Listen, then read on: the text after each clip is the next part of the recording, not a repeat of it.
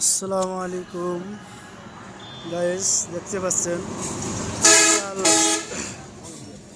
লাউ শাক, মূলা শাক, নাভা শাক অনেক দেখছেন। এখন দেখতে পাচ্ছেন নাভা শাকের মধ্যে মূলা শাক, এক খরচে দু আবাদ।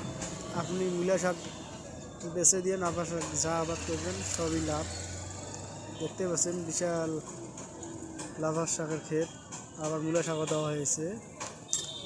এই মূলা শাক বিক্রি করলে আবার আপনার যা খরচ হয়েছে উঠে যাবে, নাভা শাক লাভ হবে। এরকম করে যদি আপনারা আবার কিস্তি করেন, চাষ করেন, অবশ্যই লাভবান হবেন। আমাদের টেকনিক খাটে চাষ করলে